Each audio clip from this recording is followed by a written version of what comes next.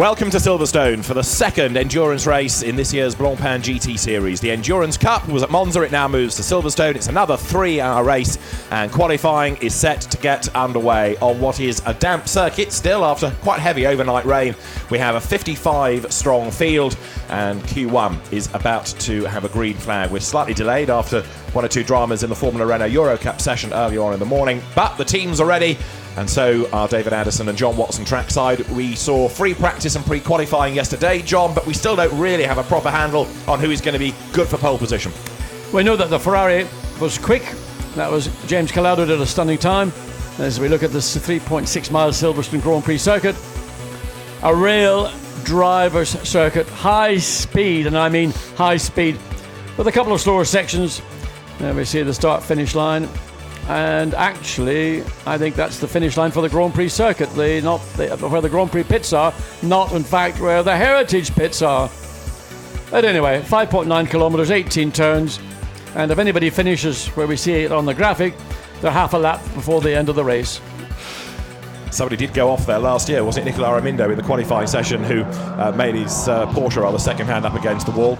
So the pit lane, the traditional pit lane, is where the cars are based, ready to go. That's ACA ASP you're looking at, the Jérôme Policon Autosport Promotion team. And we are rich of Mercedes this year, the AMG GT3, another of the go-to cars. Right, Q1 is live and people are out on track, including their number 17, Stuart Leonard. Behind him, 27, which is the Niki Polo-driven Lamborghini. Both big cats are on the prowl. Number 114 there, being driven by Jonathan Hershey. Another one to keep an eye to in this session is 99 Alexander Sims, who drives for Rover Racing. Wasn't here yesterday, he was in Monte Carlo, so has jetted back, ready to go racing, and he should be first out.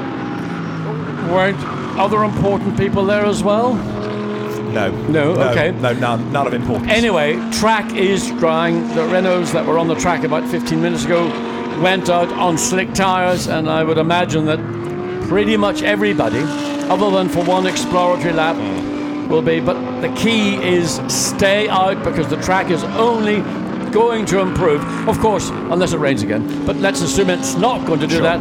So if you have gone out now, as we see a little bit of a nudge and a squeeze coming out through Aintree as we look down in the pit lane, some cars holding back, maybe just waiting for the track to commit to the dry slick tyre. There's the two Ferraris, the 333, Daniel Kilovitz in that car yesterday. Again, very impressive indeed. Ended up, they were about 8th or 9th quickest. Yeah, Kilovitz is the gun in that car, isn't he? Yes, very much so. Niki Polo turning through. Drivers that are venturing out in this might as well just do the regulation 3 laps. You wouldn't necessarily throw new tyres at the car, especially given that it's going to be drier and quicker come the very end. You can anticipate the grid, the bulk of the grid, to be formed in Q3. You can't refuel in the session, so the cars get lighter and lighter as you go through, and Q3 is where you put your fastest guy in. Niki Polo with the track to himself at the moment. Yeah, it's one of the few moments he'll ever have. A lot of tarmac directly ahead of him, not being covered by cars. 55 cars entered, and we believe all 55 are taking part in qualifying right now. Niki Polo fastest of all in that first sector, but really it'll change literally almost by the lap, if not by the minute. Absolutely. The one question mark that we had was over Oliver Morley's Mercedes, because Ollie Morley had a big off yesterday with a bit of help from Nick Homerson's Ferrari. A lot of damage done to that. I think the damage bill was roughly €70,000, but the car is on track. Oliver Morley has ventured out in the blue Black Falcon team Mercedes. So Niki Polo is going to do the gun time, isn't he? He will do the target here as he threads his way now up towards the left-hander of Farm. This is a car run by one of the other Lamborghini teams. It's from Team Lazarus rather than the GRT squad that have got the distinctive green cars that have done so well both in endurance and sprint, and they've unlocked something in the Lamborghini this year, the Grasser Racing team. So Pola setting the target times in the sectors on Wellington Straight. And also pretty committed coming through Aintree because he ran the curb. Normally when there's been rain, the curbs are the last part of the circuit to drive fastest overall sector 2. But so much sufficient confidence to feel that I can run that curve, I'm not going to get caught out, which is a good indication that the track really is returning to a dry condition pretty much all the way around. certainly the racing line, and again running the curb on the exit of Woodcote, goes quickest overall, 2 minutes 06, compares to the best we had yesterday late afternoon. That was James Calado in a 2:00.322, so just about 6 seconds away from what would be a pretty competitive time. We're expecting, or certainly David, I'm expecting to see somebody break into the 159s, whether it's high or low, in qualification. We didn't see anybody achieve that yesterday, Calado being the closest. But to get there, the circuit's going to have to dry a little bit. It's still damp offline. Alexander West you're looking at in the AM Cup McLaren that he shares with Chris Goodwin and Chris Harris. And this is the driver's feet, hard at work, down towards Stowe Corner. Yeah, we watched this graphic of this camera, the shot within a shot, when Chris Goodwin was driving, and it was really very much a case when Chris was driving, the throttle pedal was more like a switch. It was either on or off. Remember, these cars do have traction control. You can dial in as little or as much as you like. The more traction control you put in, the more you can open the throttle, and let the electronics then basically control what's going through to the rear wheels. Quite a different concept from just even maybe a few years ago. So sophisticated have the electronics become on these GT3 cars. And also, of course, ABS. You're going to dial in or dial out the ABS adjustment. Some people like a lot, some people prefer very little. They like to modulate the feel through the foot, and that's what they get. That's where they get the confidence from, rather than just relying on an electronic component, which normally is totally reliable, but you have to be trustworthy or trusting in it completely. Alexander West, personal best, first and second sectors. And behind on track is Jonathan Hershey in the Jaguar, which is set to go quickest, I think, because he's doing purple sectors in sector 1 and sector 2. We've also now got number 99, Alexander Sims, the fastest of all. So it was worth coming. 2 minutes 5.054. Gets one type of race car out of his brain, gets GT chip back into his head, and he was the fastest. Jonathan Hershey now goes quickest of all there in 1:14 as he turns his way into Copse Corner. So the Emile Frey Jaguars, Swiss team, but a very British brand, is now fastest of all. Jonathan Hershey by 1.7 seconds from Alexander Sims. Up to third, Benoit Treluet. The Audis haven't really shone yet this year, but Treluet third fastest, having done the absolute best in the last sector. There's further evidence that the track is drying because everybody is going quicker and quicker. And we've got one car under investigation for an unsafe release from the pit lane, Edward Sandstrom's Mercedes, number 85. Right, Jonathan Hershey on the hanger straight, but he's in traffic now. Yes, and he's on his quick lap. He's going to have to back off a little bit. He's got the McLaren just ahead of him, so there's nothing to be gained unless he can get a clean overtaking manoeuvre down. As you come down the hill into the chicane at Vale, no, he decides not to. He's going to wait until they exit the two-part exit of Club Corner, the first part. Let the car run right out to the curb. Be careful, that curb is slippery. You don't want to get caught out. Here we had more problems come really on the exit of Club Corner than on the first part, but still the Jaguar unable to do anything with the McLaren up into Club, but fastest first sector once again. And here is a pro, Jonathan Hershey, against an AM, Alexander West, but again the car's evenly matched. We've also got traffic to dart around. That was 84 Mercedes, wasn't it, getting out of the way, which means that Jimmy Eriksson, whose brother was a winner here a month ago in Formula 3, gets out of the way. Now they turn their way out of Village and the loop. That's Aintree, and now wide goes Alexander West onto Wellington Straight. It's getting brighter, it's getting warmer, the track is drying, but the times continue to come down. As the AM and this 188 McLaren, just watching what he's doing a good job. And now Jonathan Hershey has decided, well, there's no point in me continuing to pursue, I'm not going to get through, so back off, and then get it all fired up, lined up as you come out of Luffield. A busy old track here as well, 87 Mercedes through, so look at Bastien. Got one of the Black Falcon cars behind him as they hit Wellington Straight now, heading underneath the vehicle bridge, and Nico Bastien, the German driver, in 87, third fastest. That was the 55 Ferrari, the car that was quickest overall in yesterday's two practice sessions. It's now gone quickest overall. So that is Mario Ciocci, I should say, Mario Ciocci behind the wheel, 2:02.8. So literally, I mean, by the lap, if not by the minute, the times are reducing, getting down close-ish to what would be a fair time in Q1, but it's Q3 that will really see what these GT3 cars are capable of achieving here at Silverstone. As we look at Bentley, who are really looking to really kick-start their season. They've had a difficult start to the season. Vincent Abril behind the wheel of the number 8 Bentley. Now this element of qualifying has 5 minutes to go. Remember, it's 15 minutes, then a break, 15 minutes, then a break, and then the final 15 minutes to decide the grid. And if you're a 2-driver entry, then you miss Q1, but you do Q2, Q3. And Bentley number 8 then, with Vincent Abril at the wheel, has yet to break into the top 20. In fact, I think I'm right in saying it's not yet done a lap time at all. So this is going to be crucial for Vincent Abril to see how far up the order he can get. But it's all going to chop and change as we get through into the third part of qualifying. 35 BMW, Volkenhorst Motorsport in third place. So that's encouragement. Yeah. Okay, it's early days. Maybe they just stayed out. They've completed 4 flying laps on their 5th lap. Now it's the Nissan. Lucas Ordonez gets into a provisional pole position, 2:02.3, half a second quicker than the Ferrari. So Nissan at a circuit where they feel that the strengths of their the GTZ, not the GTZ, it is going to play to their advantages as we look into the Bentley. Stephen Kane just being obscured by the graphic. Malcolm Wilson next along the line as they stare at the data and watched both 8 and 7.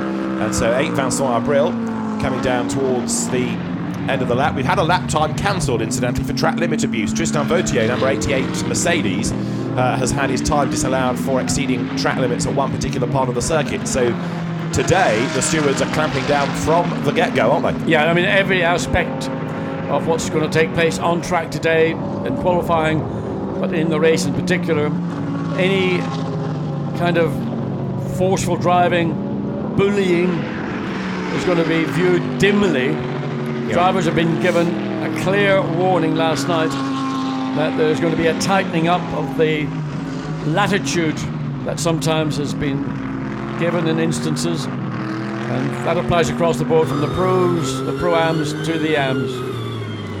Now that lap of Vincent Abril was a good one because it put him 9th fastest. Lucas Ordonez remains top in the session and could go yet faster because he's just done, as you can see, an absolute best in Sector 1. He's a little bit down in Sector 2. No, he's not. He's a long way down in Sector 2. He's bailed because he's dropped nearly 4 seconds in the middle sector, so he's not going to get that back, is he? In the meantime, Alexander Sims continuing the good work for the road racing BMW. Was third. He's just now been dumped by Michael Meadows in the 90 Mercedes. He's up to second place. 3 cars all covered by 0.015 of a second. So here comes Lucas Ordonez then. He's lifted on that last lap to try and buy himself some clear track space. He's also got behind him number 50 Ferrari, which is Bastien Lafourus. As over the timing line goes Ordonez then. He remains the fastest. Alex Buncombe watching on from the pit bunker as through Copse Corner goes the Spaniard now.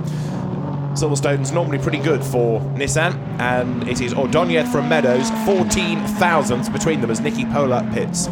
So there's the Ferrari quickest again, 2:01.8. Marco Ciocci behind the wheel. So that is getting within, well, 1.5 seconds of what they achieved yesterday afternoon when track conditions were just about perfect. Still just on the low edge of grip, everybody being a little bit careful not to be too aggressive on running curbs. There are damp patches around, and this session you do not want to do something that would put your team or car in jeopardy. So Marco Ciocci about to complete the first sector and a little bit down, in fact, within the first sector. So he's done his work for this session. We've got another driver having lap times cancelled. It is 27 Nicky Pola, who we've just seen heading into the pit lane in the orange Lamborghini. So he's lost a lap time for track limit abuse. This is Lucas Ordonez hard at work then now as he works his way to Village. So quickest in first sector. So the Nissan really working extremely well in these sort of slightly changeable track conditions. But from the onboard camera, there's nowhere around the racetrack I say you can't really fully exploit the potential of your equipment right now on board of the GT-R Nissan. Look at this though, yes. two purple sectors, yeah. And the road to himself. This ought to be, because he's got, as you say, clear road. There's nothing going to interfere, a little bit of oversteer just at the point of committing into Brooklands and out to the outside, then try to get back in again, make your second apex. Just there it is. So hard on the throttle, runs wide over the curb. You're allowed to get away with that then. You can use a little bit of curb on the inside coming through Woodcut, but probably doesn't really benefit you. So let's see where the Nissan is. 2:00.7. Thumbs up from Alex Buncombe. Yep, he likes that. Yeah, Ordonez back to the top of the times. Yeah, under half a second behind the best time you saw yesterday afternoon in FP2. There's Alexander Sims in the BMW. He will want to try and mirror that. He's had a personal best in Sector 1, nothing outrageous, no, 4 seconds down in Sector 2. So this lap's not going to be of any consequence to this 99 BMW.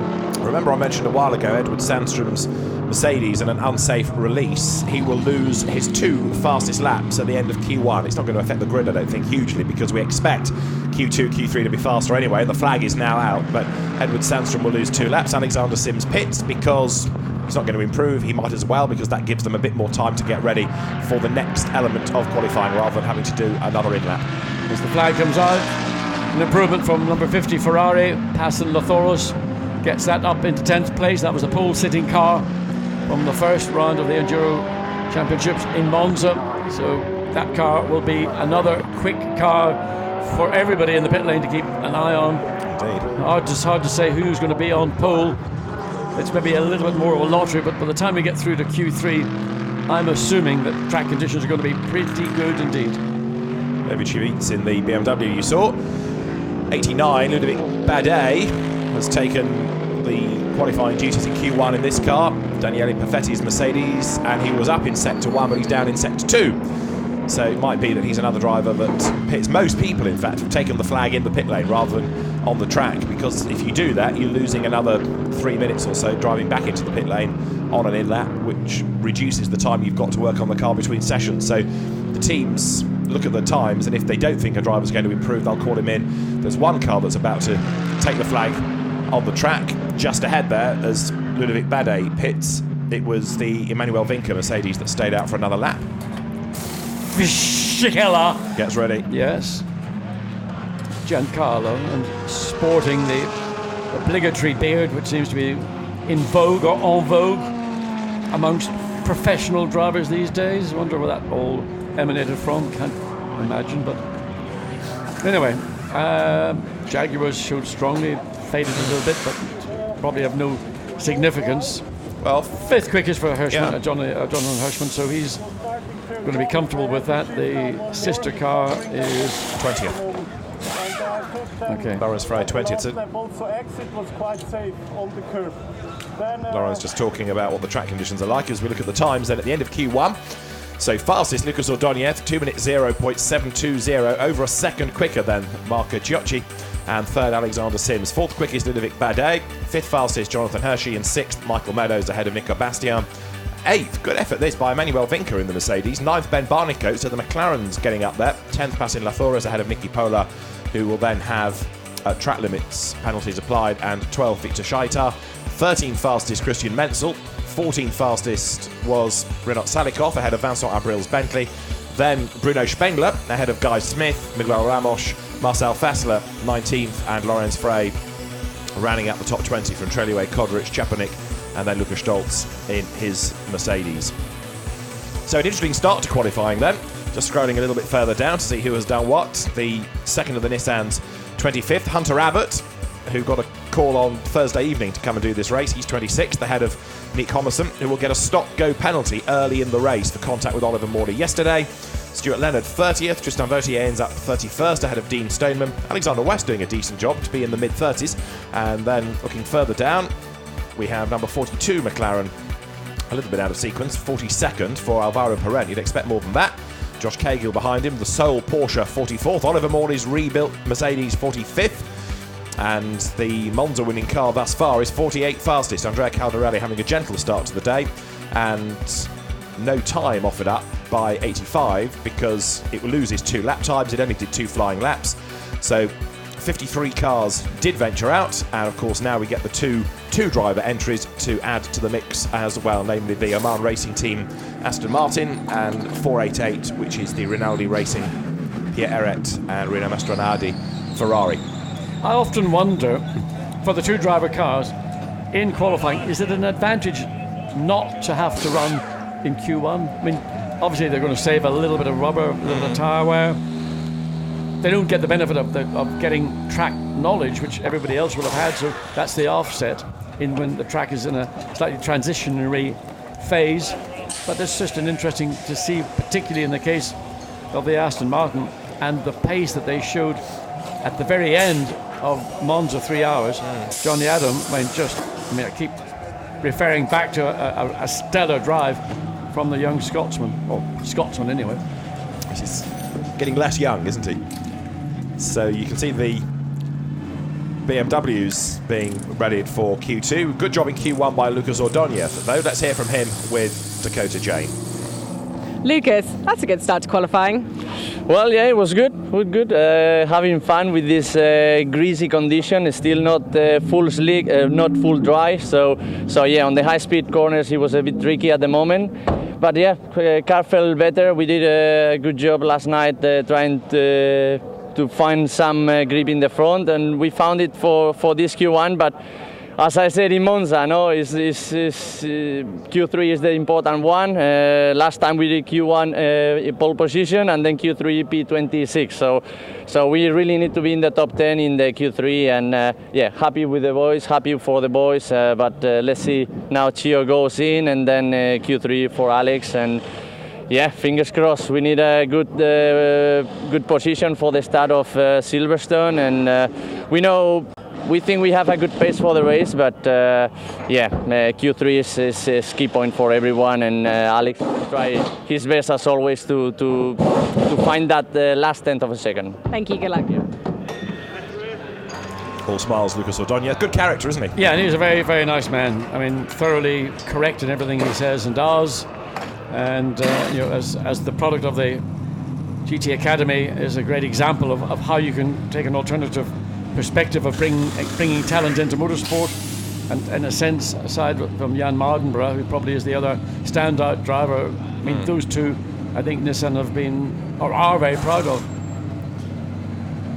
Jan Mardenborough these days, of course, with a single-seater background as much as GT racing. Lucas Ordonez has stayed with GT cars, as there is the Ahmad Al-Hafi, Johnny Adam, Aston Martin. Ahmad Al-Hafi will go out in this next session. TF Sport won the class for GT cars here at the ELMS race in April. Can TF Sport win Pro-Am in Blancpain GT this weekend? Tom Ferrier's team. The car good to go. Johnny, of course, also not only doing that stellar job at Monza as the green flag his way, but he was also quickest in free practice yesterday. So he knows Silverstone, of course. He knows this car inside out. Aston Martin factory driver.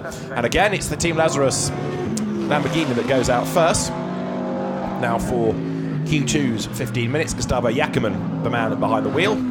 Road a little bit drier, so let's see now how this affects the times. But we aren't going to be far, are we, from getting into the 159s as John was predicting. We're at 2 minutes 0 already. Yes, and with the track, it will have improved. So I took my eyes off the screen and I nearly missed. Can't now see what that is. Is that a McLaren or is that? That's the Porsche. Is that a Porsche? That's the Porsche, John. Is that a shot specially for you? Slap my wrist for not recognising it. We'd like more of these. This is the point behind this. Absolutely right, we would. We need and also, I mean, just looking down the pit lane, we could do a few more Bentleys, and what else can we do more of? What more do we need? Aston Martins. There's only one of those. Absolutely. Because 55 cars just isn't enough, is it?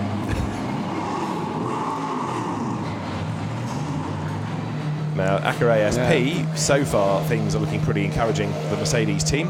Jerome Policon switching away from Ferraris to Mercedes this year. There's an incident between Jonathan Hershey and Alexander West in Q1 under investigation. I wonder whether that was when the McLaren was holding him up. Well, in fairness to Alexander West, I thought he was doing quite a good job, albeit the Jaguar caught up. And I didn't see anything that I felt was worthy of under observation, but maybe there was something that other cameras picked up we didn't on our screens. So cars back out on track on the right laps. Of course, drivers will have to get a sense of where the racetrack is. We just heard from Lucas Ordonez that the track is still scummy or greasy. The ambient temperature still in the low teens, and certainly offline the track is damp, and you have to be careful if you do go offline to let another car go through. But when you come back onto the racing line, you'll still have a set of slicks that are slightly on the damp side. So is it going to be a Mercedes or a Nissan or a Bentley? It's wide open still, as the road is certainly drier than it was. So could be that we're into the 59s quite early on in this part of the session. 89 Mercedes then turns through. Now for this part of qualifying, that car is going to have Daniele Perfetti at the wheel, former British GT champion. But with due deference to the Swiss confectionery magnate, he's not going to be a pole position driver, but he's a very quick silver driver, quick amp. He's not holding back. I mean, he's not. First flying lap coming through the exit of Beckett's through Chapel Curve. He certainly knows how to place the car. Got the wheel just about perfect, I would have said, to run the curb on the inside to get the launch out onto Hanger Straight. So personal best his first flying lap. So you'd expect that. The exit of Stowe, that's where yesterday we were commentating, we saw Oliver Morley in the black Vulcan Mercedes backwards into the barrier on the right hand side of the track. And poor old Ollie, he's always getting his leg pulled. But actually it wasn't his fault. There was contact with another car which actually led to that incident, and not an insignificant amount of money of damage to repair the black Vulcan Mercedes. And he also missed a race that was due to take place after the pre-qualifying yesterday, because he was hoping to get more track time in the GT Sports Club race, but he had to miss that as well. So Daniele Perfetti at the wheel of this car that Ludovic Badet was out in Q1 and put 4th fastest. The car is currently in 4th, but you're looking really quick. Yes, I think the Mercedes is really good on this track, and all the team make a very good job since yesterday, and we work a lot because with the BOP it's very, very tight between all the cars, and it's a very hard job. But this morning I think we are in the good rhythm, and I think it should be a good qualifying session. Thank you. So Ludovic Badet, very quick years ago in Formula Renault before he came to GTs, and for many seasons was a very quick Ferrari driver in Pro-Am. Watches Daniele Perfetti go over the timing line and do a time at 2 minutes 4. Gustavo Jackerman is quicker, and each car over the line is quicker still, in fact, but we're only at the 2 minute 2s at the moment. But in fairness, that is the first flying lap rather than part of a run, so fuel load is still coming down, tyres are still getting up to temperature. That shot going into Copse Corner just shows you the not only stunning liveries but also the great variety of car. Moved from Lamborghini to Audi as their number 17, which is Stuart Leonard's car, works its way up towards the loop, but it's now got Jamie Green at the wheel of it. I think this is the part of track, look at it on, just saying hello, he mentioned the high speed corners, but it's through this sequence of corners at Farm, Church, and then out through Entry where they're low speed, little downforce, and just to get that front end bite, to get the car to turn in without the benefit of downforce in the front of the car. As I see Dries Van Voor in the number 5 Audi, looking to see where it is, timing and scoring not showing currently, but right now is probably about to become the quickest car on circuit. Purple, well, that will eclipse what we saw in Q1 a few moments ago. Dries Van Voor certainly grabs the nettle and will go quickest on a 2:01.76, and that actually is the quickest time all weekend. Yeah. So that's pole by half a second over Lucas Ordonez from Q1, in other words, isn't it? And 9 minutes to go. So now Dries Van Voor getting himself in traffic. Just going back to the number 17 Audi, Jamie Green, winner in the DTM a week ago, now taking Robin Fritz's seat this weekend in that WRT car. As you look at 911, now being driven by Alfred Renard.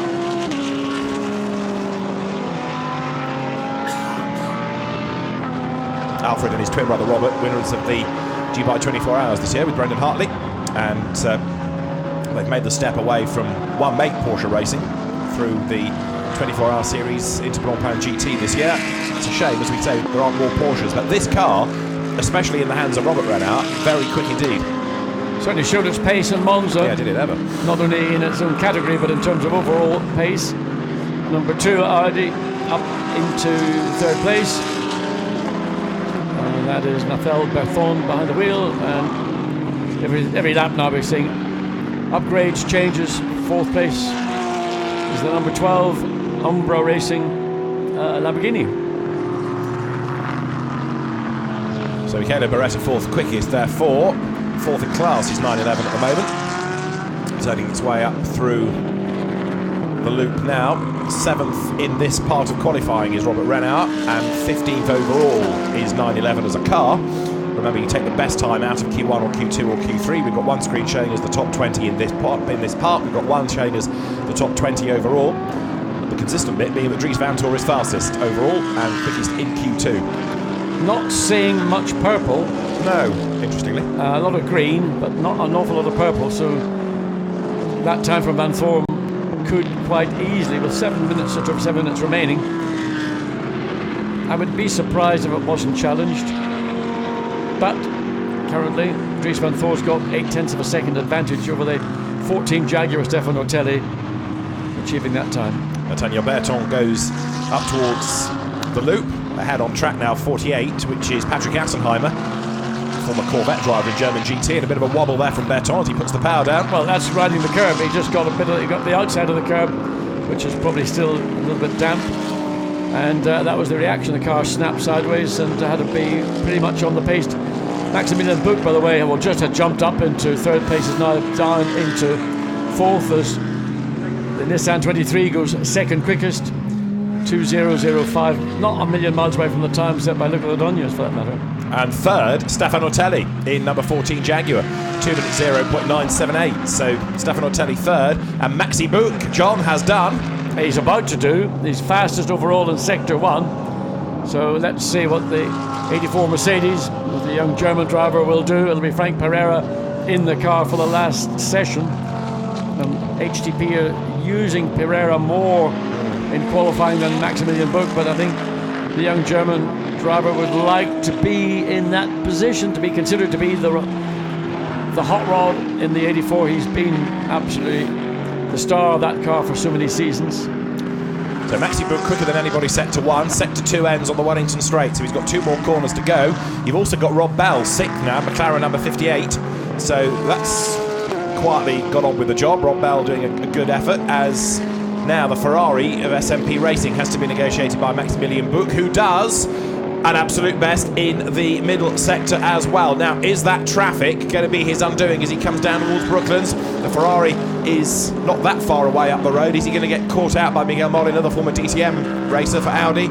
Coming up then towards the timing line, there are more shuffles happen because Marcus Paltler has just gone third, Maxime Martin fourth. That's both of the Rover Racing BMWs. Maxi Buch therefore pushed down to 7th as he now makes his way up towards the timing line. 2 absolute bests. He goes across the line now and goes fastest of all, 1:59.804. He did lose time in the last sector, but it was good enough to be the first man all weekend to go beneath the 2-minute mark. Yes, that would have been maybe a couple of tenths quicker had it not been. Not that what's happened up, but you can't quite see where we are on the track. That's Copse, isn't it?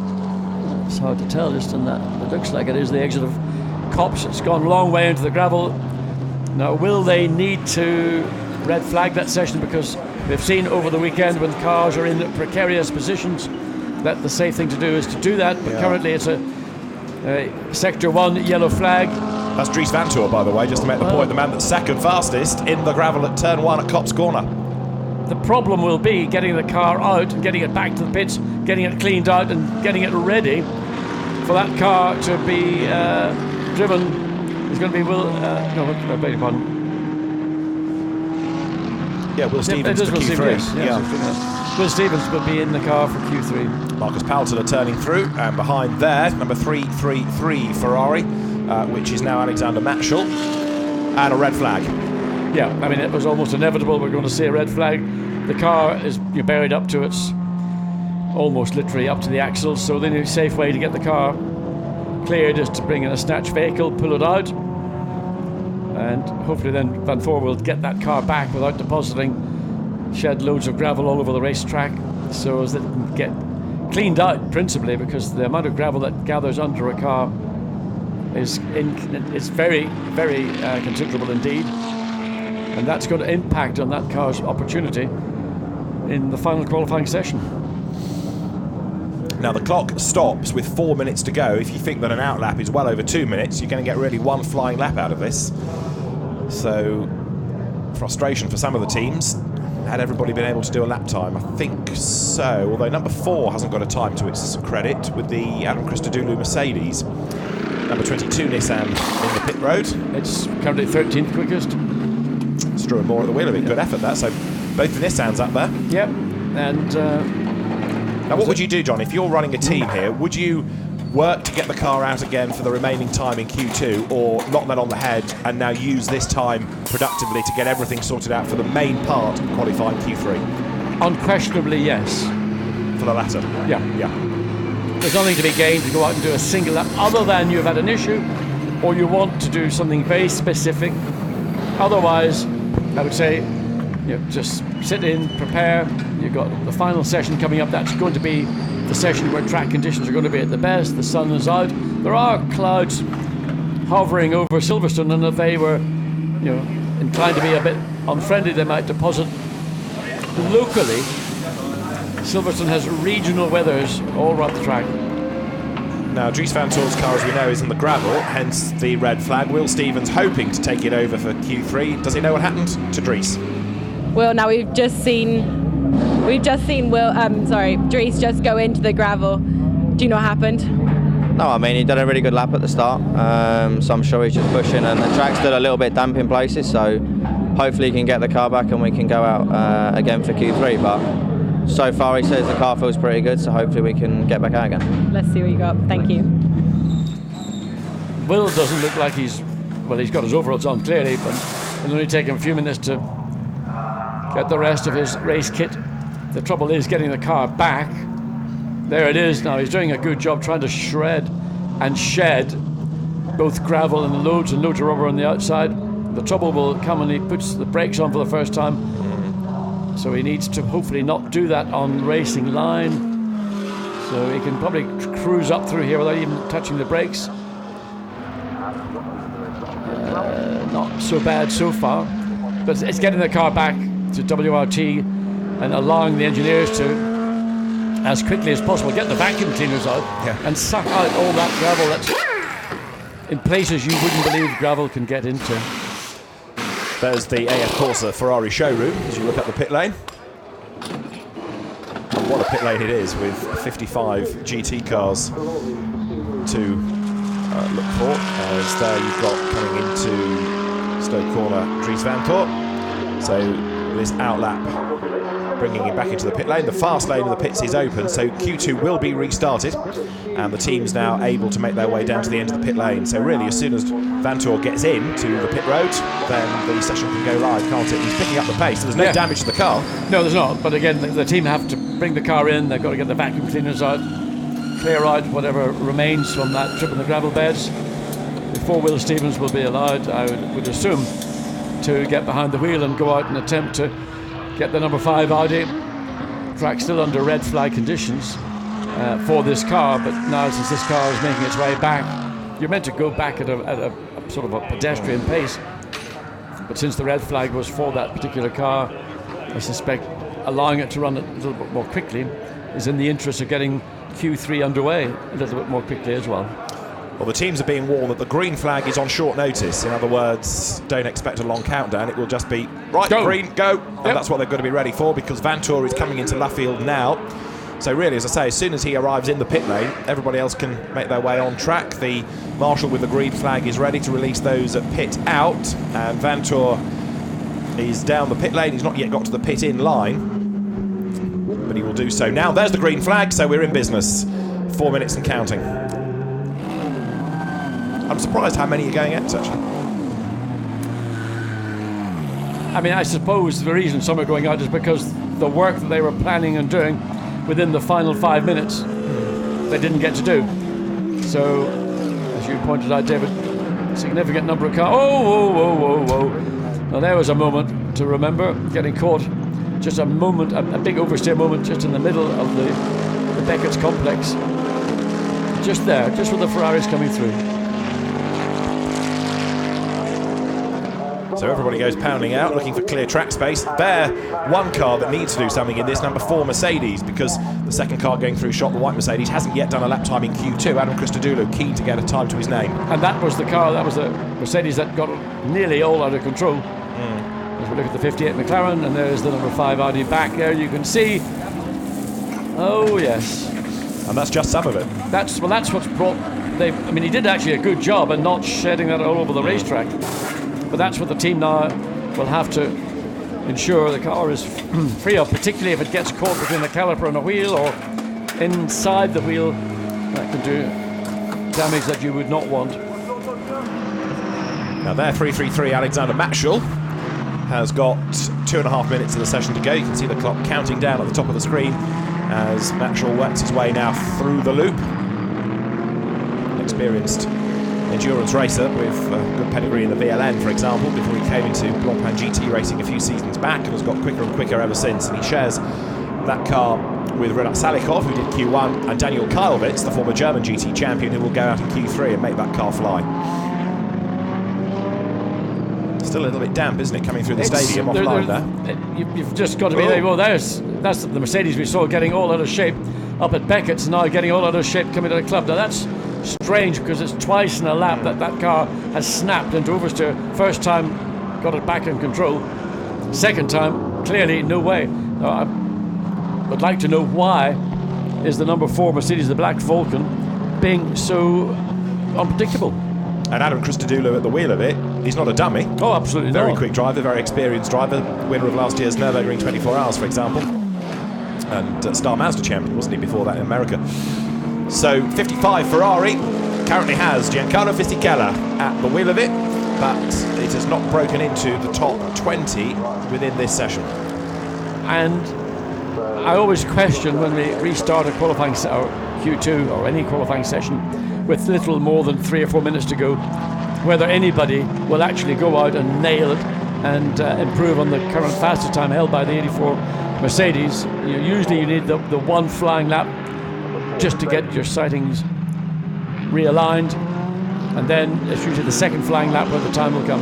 So they've had one out lap, which will have been a pretty quick out lap in most cases, the first flying lap, and then they've got less than 40 seconds, by which time I would think it'll be checkered flag time for the 55 Ferrari.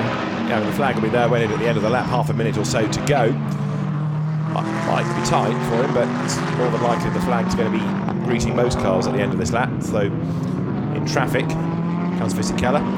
Interesting as well, isn't it, the way that here the AF Corsa team that runs this car categorises the drivers, because you have your fastest in for Q3, but that's considered to be James Collado faster than Giancarlo Fisichella these days. So even though he's the Formula 1 Grand Prix winner and pole getter, he's not deemed to be the fastest in the car, so that's why he's given Q2, and he will take the flag now down in Sector 1, absolute best in Sector 2, and a whole road full of traffic in Sector 3.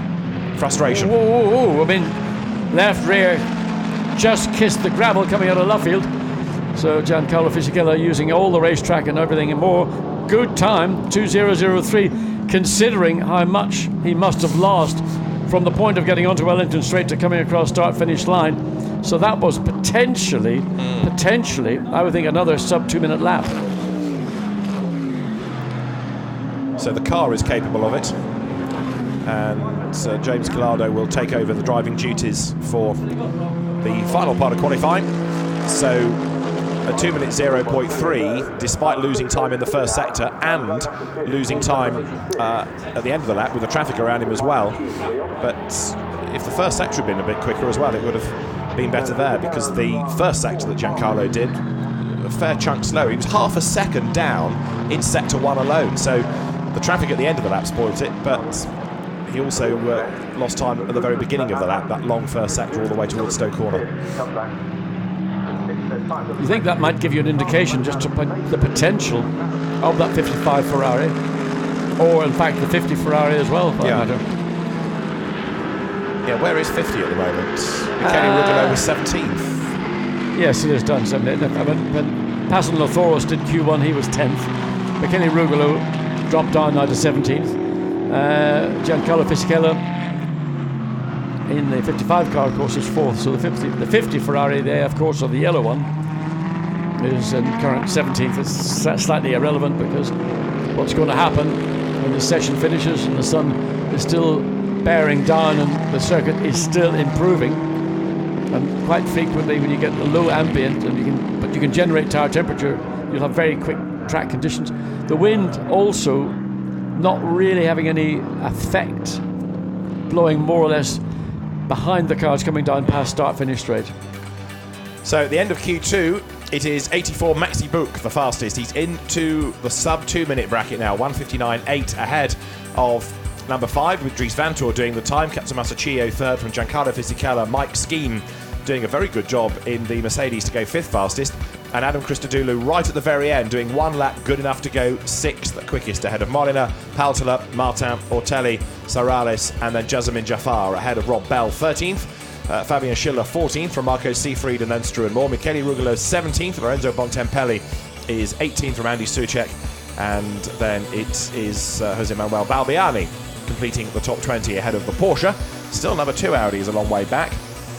Olivier Beretta ending up next in the line as the times scroll through, including number 11 Andrea Rizzoli, 25th. Jamie Green 27th. Bentley number 7 Oliver Jarvis at the wheel, only 28th ahead of Christian Cronjes. And Miguel Toril 32nd, having taken over from Oliver Morley. Alexander Matschall that we were looking at was 35th. The Barwell Lamborghini of Leo Machitsky 37th. Louis Machiels this time 39th. Edo Mortara quite a long way back, 40th in what should be a quick Mercedes, I would have thought, that car. And Ahmad Al-Harthi 43rd in the Seoul Aston Martin. The other 2-driver entry, Pierre-Eric, going out and doing a time to be 47th.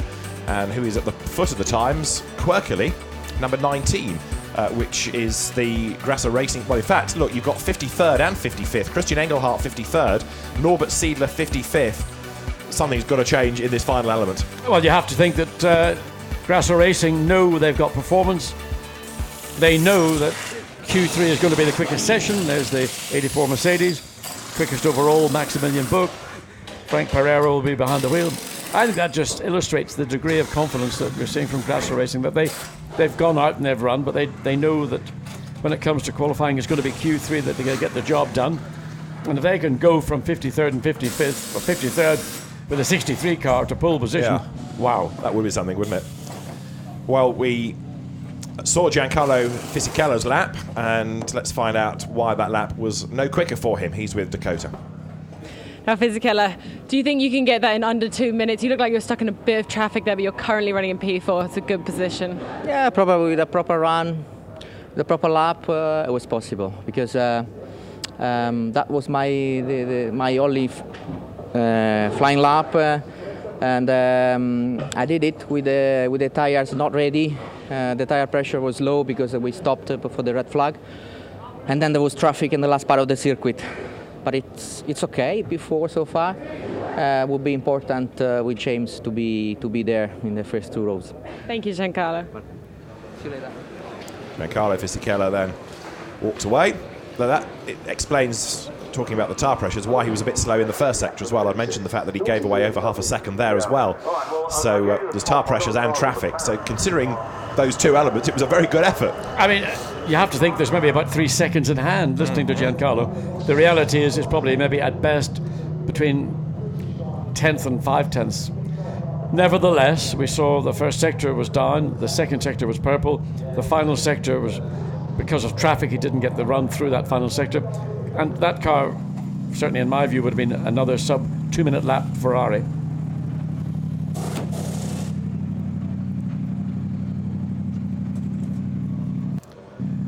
So HTP ready, they're at pit out, and then number 16, you can see that's the rebuilt car of Oliver Morley, because there's one panel that doesn't really blend in with the rest of it. I think it looks quite nice, actually.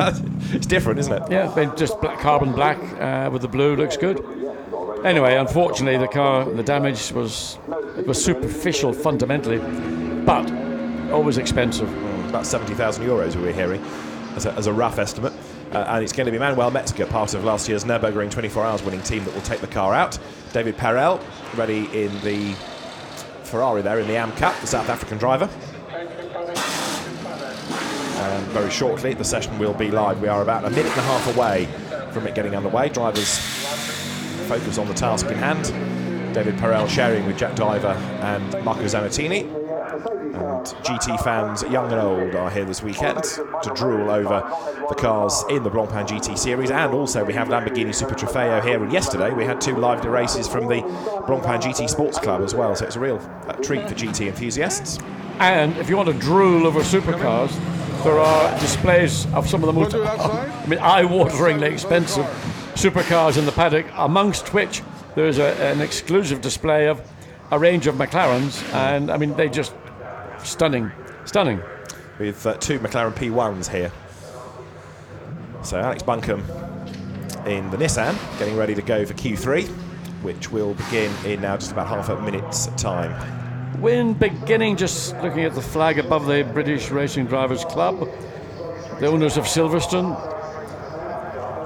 David, we are privileged to be members, and of course we have got total freedom of access to our suite and all the facilities that members enjoy, and going into the clubhouse yesterday and meeting up with some old friend and some old adversaries. I think there was something like... You're a new member, so you're beginning to enjoy the Absolutely, benefits. A very proud member. And I think there was something like over 20 members on the grid for this Blancpain race alone, which is a remarkable number. It shows the strength of the BRDC's membership in the championship. Now, Maxi Bouc currently has the top time to his name. Let's hear from him. Maxi, that was a really fast lap, but can Frank keep this on pole? Yeah. Can Frank keep your car on pole? Yeah. Yes. Yeah. Very simple. You could seem cool, calm, relaxed. What are the track conditions like? Quite good. It was raining in the morning. The track was a bit damp in Q1, and now everything is dry and should be fine. Let's see what you got. Thank you. Yeah, a certain amount of disinterest there, I think, from Maximilian Bouc. Yeah, it's focusing on other things, I think. Yeah, his mind's on. He wants this car. He wants the 84 car to be in the front row of the grid, ideally on pole position. And Max has done his job, and I do sense, I mean, that Max is also, he says nothing, but when you've been, if you like, the star of the car, and then you're finding yourself, you're still a star in a car, but Frank Pereira now twice has been given qualifying duties. It's a great way to get another driver, in this case Max, pick it up a bit more, Max, pick it up a bit more. And the driver, well, what more can I do? I've just gone quickest. What should I be expected to do? Yeah.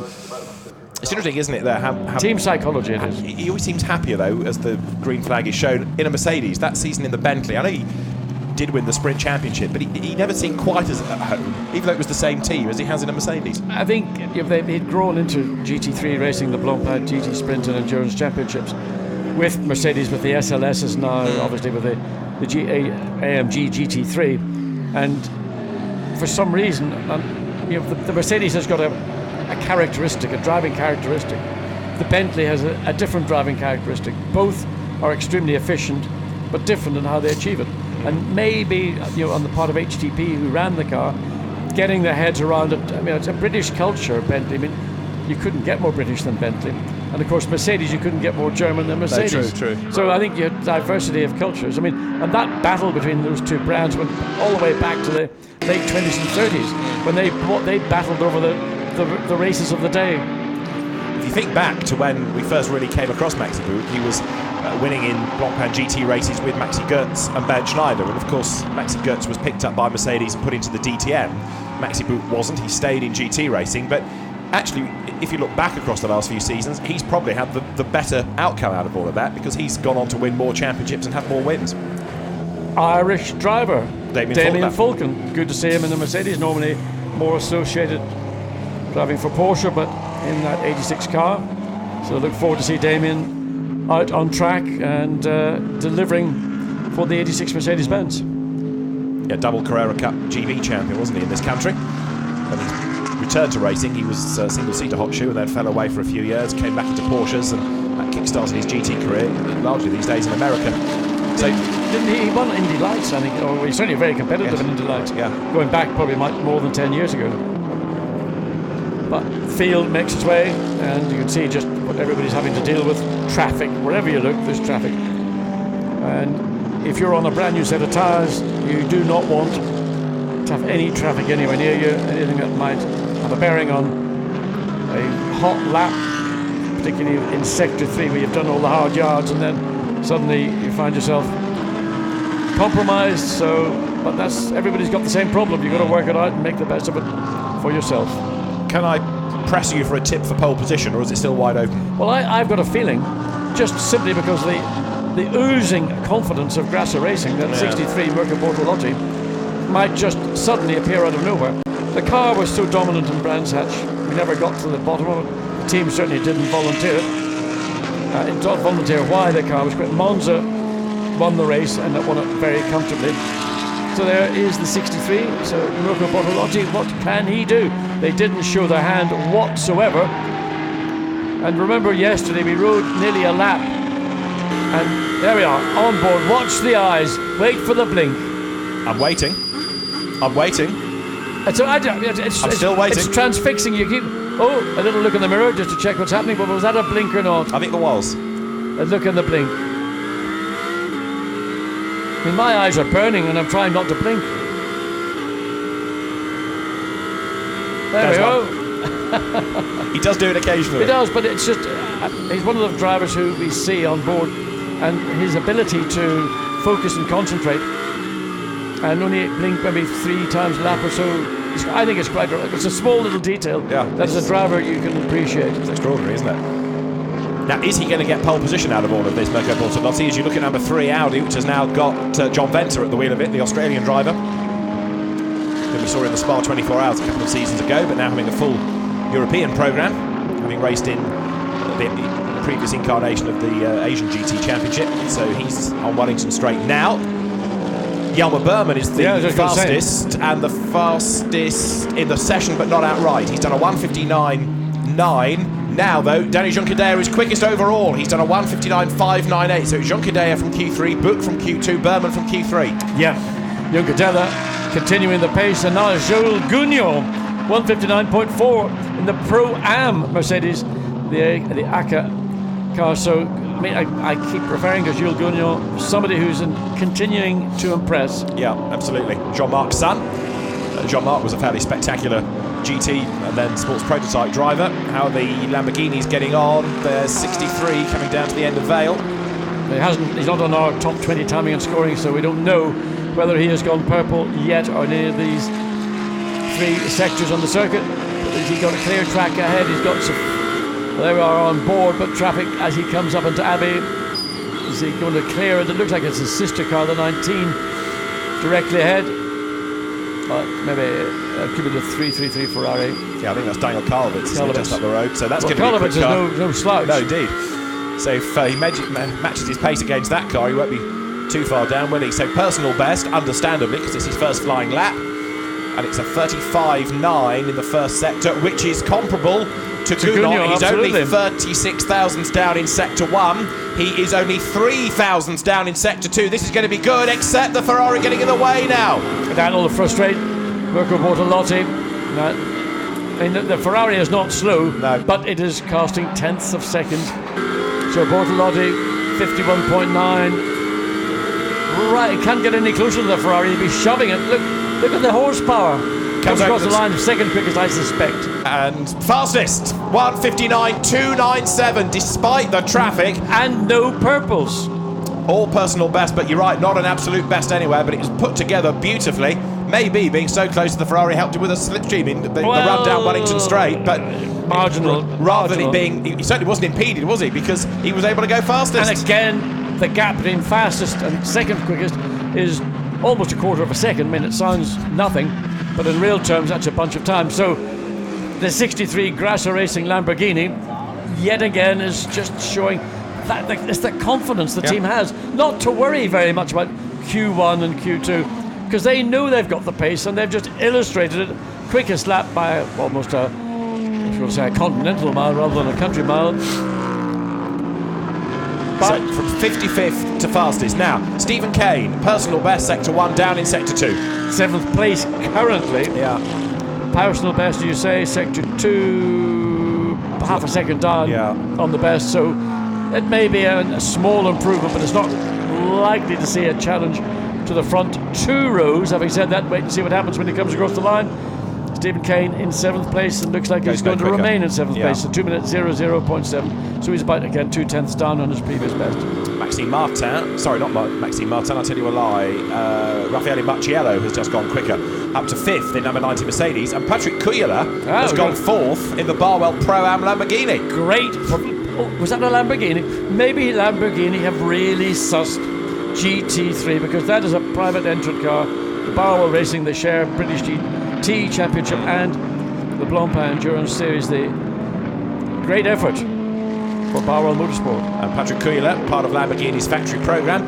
So it's Bortolotti, Gounon, Junqueira, Kuyler, Marciello, Collado, the top 6. 7th is Matt Parry, 8th is Stephen Kane, 9th is Jelmer Berman, 10th is Dominic Baumann. The sister car, the 23 of Alex Buncombe, is currently 13th. So another stunning performance from the 22 car of Matt Parry. So 6.5 minutes to go.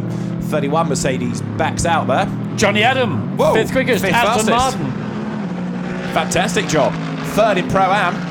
Pro-Am is getting so competitive, isn't it? Well, it's becoming almost the go-to category. Now, Alessandro Pierguidi, Ferrari 50. Personal best, absolute best. That's Patrick Kuyler, who has done the absolute best in Sector 1. Could we get a Pro-Am car on pole position? Well, Pierguidi in the yellow Ferrari is one to watch as well. You've got Johnny Adam, 5th fastest, having done the best time of the car for 3rd, and Kuyler having now... Pierguidi goes 3rd fastest. Let's get him out of the way first. He lost out in the final sector. So Pierguidi 3rd, 1:59.589. Patrick Kuyler here is down to 5th fastest. He's about to come to the end of the middle sector then as he works his way out of the loop. So 77 Lamborghini. The fin at the wheel of it breaks the timing beam. What does he do? Is it an absolute, a personal? It's down. In fact, he's lost 4/10 in the middle sector. Yeah, I mean, a stunning opening sector, long sector. So the Lamborghini still on pole position, the provisional pole position. Potential for this car, the 77, to certainly be on the 2nd row of the grid. And if he hadn't lost that time, could have been a challenge to pole position. So the Barwell Motorsport and the Grasso Racing have really gotten to grips with these Hurricanes here at Silverstone. So Patrick Kuyler comes over the timing line, and the lap doesn't give him an improvement. He missed out in the end by 2/10. That lap to go 5th by Raffaele Marciello has been taken away from him for exceeding track limits. Raffaele, mea culpa. Great. I love to watch him. Yeah. Here's the 50 Ferrari. Alessandro Pierguidi currently in 3rd place. Personal best, Sector 1. Ooh. Slides the back of the car around. Wow, loses time there. Just had to get out of the throttle and just wish and pray that the car doesn't run wide off track. So maybe not a personal best for the Italian. He's got a slower Lamborghini just on its way down the straight. It gets out of the way. So Pierguidi also down in that middle sector.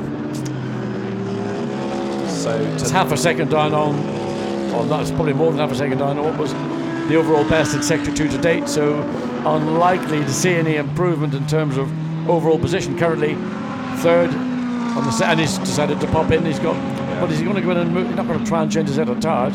He's going to be very pressed to do so. Got 4 minutes and counting. As you look at the pit stop cycling through, how's 8 Bentley getting on? Maxime Soulé 20th. He's done a personal best in the 1st sector. Danny Junqueira in 88 Mercedes has done the absolute best in the last sector. And remember what Lucas Ordonez, who was quickest in Q1, was saying about the need to be in the top 10. Well, 23 is currently 14th fastest. So you're looking at number 8 Bentley, keeping an eye also to Danny Junqueira because he's about to go across the timing line where we are at the start-finish area. Soulé has the road to himself now that he's got past James Collado, who is still 7th. Junqueira has gone top again, a 1:59.072 from Danny Junqueira's Mercedes, 2/10 up on Mirko Bortolotti. And Bortolotti's time on this lap isn't going to be anything because the middle sector is substantially slower than that just achieved by Danny Junqueira. So Mercedes back on that provisional pole by, again, it's a 1/4 of a second the gap between 1st and 2nd, and it's 4/10 of a second between 2nd and 3rd. So 1/4 of a second between 2nd and 3rd. Spin there as Maxime Soulé is about to go over the timing line. And does he break into the top 20? The answer is no, he does not. Frank Pereira in the 84 McLaren in the 84 Mercedes-Benz up to 4th place. So it's Mercedes, Lamborghini, Mercedes. Kind of a bit of a lockout, isn't it? I was going to say there's a funny echo. Yeah, one Mercedes that had spun was Jürgen Wienbaum's car, just got going again. The GT4 regular, stepping up to rather more powerful GT3 machinery for the weekend. Bortolotti's still in the pit lane, so I think that he's probably called this a session. He won't be able to get out and do a lap time now, will he? No, it's effectively, if you're in the pits, you could be, you couldn't get an out lap and get back to the start-finish line to complete the flying lap. So the 23 Nissan looks like it's pit lane bound as well, as is Christian Klein. So pretty much everybody has decided to bail. One more go. Yeah, Buncome's carrying on as well in the Nissan. In fact, just ahead of that car you're looking at. So Alex Buncombe, 18th, has one last roll of the dice. Christian Klein goes with him. 13th fastest is the former Grand Prix racer. And there, 88 is the fastest man of the weekend, Dani Junqueira, the Spanish driver. In fact, the two Jaguars, 13th and 14th. Christian Klein just ahead of Alberto Costa in the number 14 car. So Junqueira pits. Nothing to gain by doing another lap. He's done what he can do on that tyre set, and in he peels. Yelmer Berman in the number 4 car, he's up to 7th place. I tell you what, you might feel you're getting sort of beaten up with all these Mercedes taking the privileged top 10 positions. James Calado in the 55 Ferrari, where is he down to 10th place. But John, find me an Audi, just for the sake of argument. Ask me that after the race. Okay, all right. Because this will be, the pace is obviously important, and track position at the start is also key. But as is always the case, time lost on the racetrack you can make up in the pit stops. It's difficult to do it the other way around. Oh, and as that Black Falcon it is. It is. Manuel Metzger has lost it, hasn't he, coming out of Luffield. You're on board with Alex Buncombe. Now, how is he getting on? Personal best in Sector 1. Needs to find improvement because the sister car, well, it was up in 11th, now it's just suddenly dropped down 2 places to 13th. Davide Rigon has gone 4th, and Alex Buncombe, 2 personal bests. The car has dropped out of the top 20 now. And the 90 Mercedes-Benz. Red flag. Red flag. Why? Alex Buncombe's lap is not going to count. Where? The flag is out. There's a red flag, and therefore you lose your lap time. And Alex Buncombe, no, he's just got the message. I think he's hugely frustrated. Absolutely, but you have to say a red flag is not shown unless there's a very strong reason to do so. But just when you're in the final sector and you're about to make a significant improvement, and I think, in fact, the 23 cars dropped outside the top 20. Correct. Yes. So, massive frustration. Red flag. The lap not completed. So it means that Dani Junqueira for ACA ASP is the fastest, and Jules Gounod had also done an absolute best. That's, everybody in the pit lane can say if and or but Dani Junqueira delighted and being congratulated by the ACA ASP team for that pole position lap.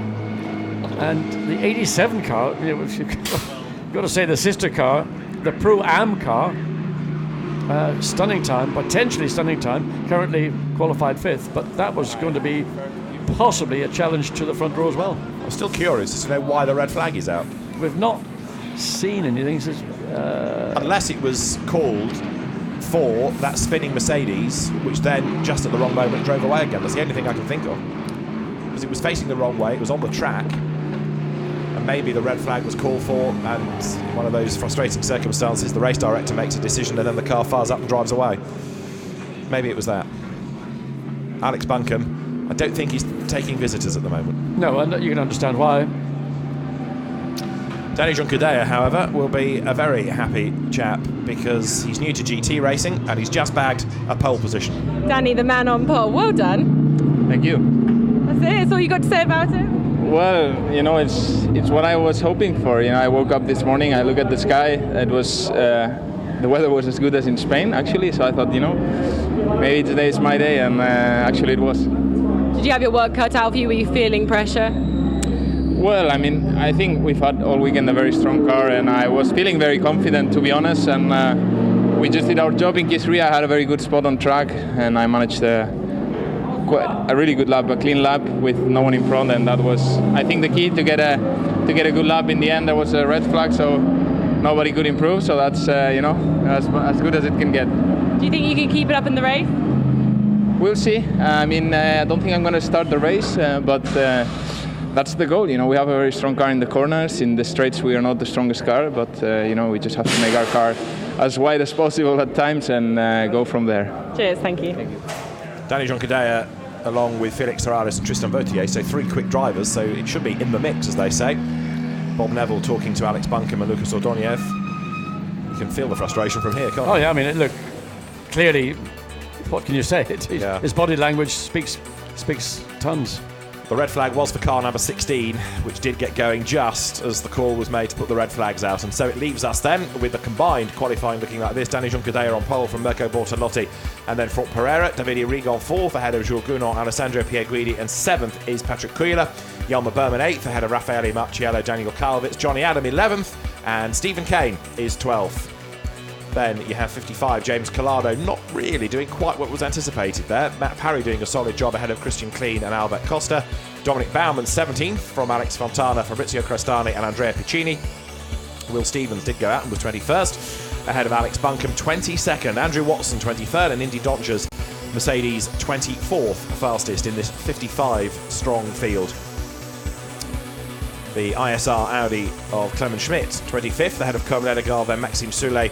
Christopher Hasse doing the time to be 28th ahead of Jake Dennis, and then Daniel Faulkner 30th from Marco Mappelli. The BMWs, though, a long way back after what we saw in Q1. Philippe Eng 32nd, Jesse Krohn 33rd. Then comes Rory Butcher from Max van Splunteren. Robert Renauer next, and then you get into the Kessel Am Ferrari of David Perel from Rui Aguas. Mikkel Jensen is ahead of Richard Abra and Fabrizio Cressoni. Then Stefan Richelme, Stephen Kane a long way back. Manuel Metzger after his spin 44th. Lewis Williamson is ahead of Rino Mastronardi and Raffaele Gianmaria. Then Dennis Lind a long way down as well. Not really yet delivering the Raton Racing team, 48th for their drivers. 49th the Team WRT entry of John Venter ahead of Olivier Beretta. Then Scott Heckert. Chris Goodwin 52nd from Jörg Wiebahn, Matthias Henkeler and Mike Stursberg. Well, we know that Alex Buncombe is frustrated. Let's find out to what level.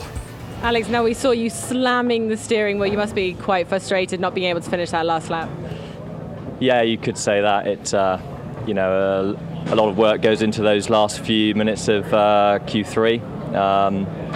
And yeah, with the first set of tyres that I had, I couldn't turn the front tyre on, which is what we've been struggling with all weekend, and just had massive understeer on my first set, and yeah, managed to do a 2 minutes 0.2, and then went for a second set, and on the outlap I could tell the fronts just seemed a lot better, and had a clear run in the first sector, and the dash was saying 6 tenths up in the middle sector, and I knew it was going to be a mid 59ish, and yeah, it was going to be enough to put us in top 5 or 6 cars, and yeah, unfortunately, as we saw, the red flag came out, which yeah, you can't complete your lap, which is just so frustrating.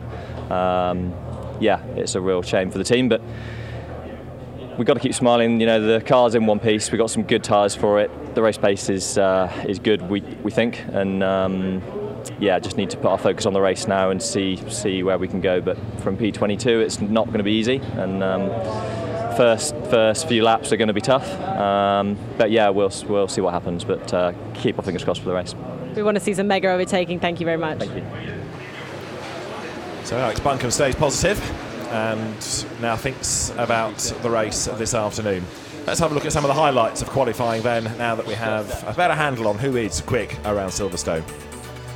55 cars we have in the entry, and everybody eager to get out on track. And at the start of Q1, on a circuit that was still damp but drying, it was an opportunity to get the slower drivers through first, cycle them through, with 55 Marco Chiocci being one of the guns at the start of the day in the Kaspersky Motorsport Ferrari.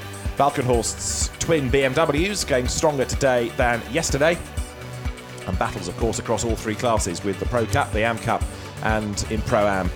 Castle Racing drawing attention to itself as well, as the number 5 Audi of Marcel Fassler pressed on. Number 2 at the start of the morning was Benoit Trellier at the wheel, and 84 for HTP would be started by Jimmy Eriksson.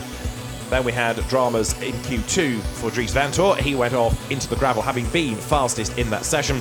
The car was retrieved, and it was given to Will Stevens for Q3.